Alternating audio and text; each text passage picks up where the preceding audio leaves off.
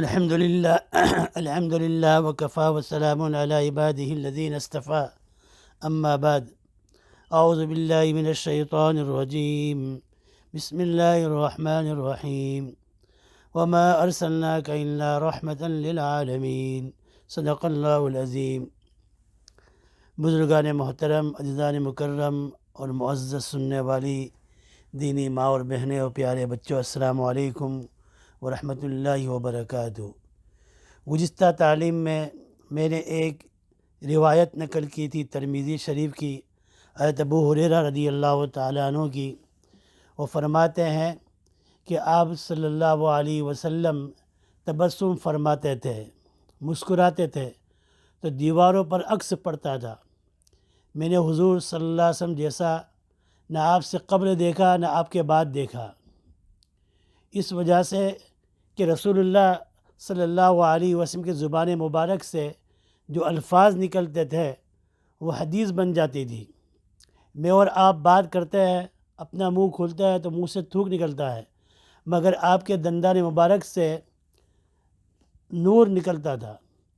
اچھا، ایک بات یاد رکھے کہ میں نے یہ روایت بھی ذکر کی تھی کہ جب حضور صلی اللہ علیہ وسلم جلال میں ہوتے تھے، جاہ و جلال میں، تو آج کا چہرے انور اتنا سرخ ہوتا تھا جیسا کہ سرخ انار کے دانے آپ کے چہرے انور پر چھڑک دیے ہو۔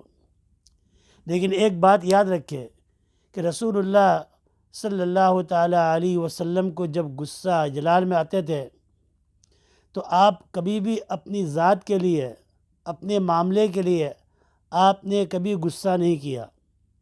آپ تو رحمت للعالمین تھے، لیکن جہاں اللہ کا امر ٹوٹ جاتا تھا، اللہ کا حکم ٹوٹ جاتا تھا، یا اللہ کی حدود کو کوئی کراس کر دیتا تھا، اللہ کے حدود اللہ کو توڑ دیتا تھا، تو اس وقت آپ صلی اللہ تعالیٰ علیہ وسلم بہت جاہ و جلال میں ہوتے تھے۔ غزوہ خندق کے موقع پر رسول اللہ صلی اللہ تعالیٰ علیہ وسلم کی 3 نمازیں قضا ہو گئی۔ یہاں پر اللہ کا حکم ٹوٹا اس وجہ سے کہ 3 نمازیں قضا ہو گئی، تو آپ صلی اللہ علیہ وسلم اس وقت جلال میں آپ نے فرمایا، آپ نے کیا فرمایا؟ بخاری میں اس کو ذکر کیا ہے کہ ان رسول اللہ صلی اللہ علیہ وسلم قال یوم الخندق حبسونا عن الصلاة والصلاة الوسطى ملأ اللہ وقبورهم وبیوتهم نارا۔ اللہ تعالیٰ ان کافروں کی قبروں کو، ان کے گھروں کو آگ سے بھر دے۔ ان لوگوں نے ہمیں نماز سے روکا، یہاں تک کہ درمیانی عصر کی نماز سے بھی ہمیں روک دیا۔ تو دیکھو یہاں پر رسول اللہ صلی اللہ علیہ وسلم کا جلال تھا۔ اچھا، اس حدیث سے ہمیں ایک اور بات بھی سمجھ میں ملتی ہے۔ بعض لوگ اپنے وقت سے پہلے ہی سفر کرنا ہوتا ہے تو نماز پڑھ لیتے ہیں، ابھی سفر کرنا ہے تو نماز پڑھ لیتے ہیں عصر کی، مغرب کی۔ یہ جائز نہیں، نماز اس وقت ہو جائے جب وقت اس کا ہوگا۔ اللہ کے رسول صلی اللہ علیہ وسلم کتنے زیادہ مصروف تھے غزوہ خندق کے موقع پر، ایسے بہت سے جہاد میں۔ صلاۃ الخوف اللہ تعالیٰ نے طریقہ بتایا صلاۃ الخوف کا، لیکن وقت سے پہلے نہیں پڑھتے تھے۔ تو بہرحال یہاں رسول اللہ صلی اللہ علیہ وسلم جاہ و جلال تھے، اس لیے کہ اللہ کے حدود کے بارے میں یہاں پر اللہ کے حدود ٹوٹ رہے تھے، اللہ کا حکم ٹوٹ رہا تھا، تو اس وقت اللہ کے رسول صلی اللہ تعالیٰ علیہ وسلم جاہ و جلال میں تھے۔ اس طرح ایک عورت نے جس کا نام فاطمہ تھا، اس نے چوری کر لی، تو انہوں نے حضرت اسامہ رضی اللہ تعالیٰ عنہ کو سفارش کے لیے بیچ میں ڈالا، تو رسول اللہ صلی اللہ علیہ وسلم بہت ناراض ہو گئے اسامہ سے، اور آپ نے فرمایا اگر میری بیٹی فاطمہ بنت محمد بھی چوری کرتی تو اس کا بھی ہاتھ کاٹا جاتا، کیونکہ یہاں اللہ کے حدود کا معاملہ تھا۔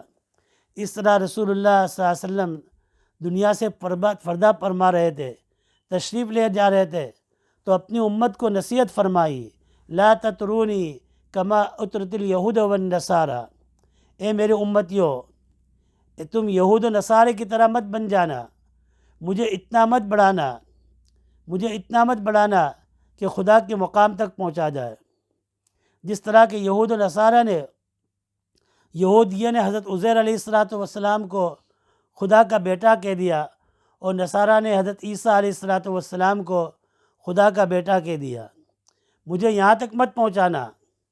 اس کے بعد حضور اکرم صلی اللہ علیہ وسلم نے، دیکھو یہاں جلال دیکھیے، حضور اکرم صلی اللہ علیہ وسلم فرمایا لعن اللہ الیہود والنصارى اتخذوا قبور انبیاء مساجدا، اللہ کی لعنت اور پھٹکار ہو یہود و نصارہ پر کہ انہوں نے اپنے انبیاء کی قبروں کو سجدہ گاہ بنا لیا، سجدہ وہاں سجدہ کر رہے تھے۔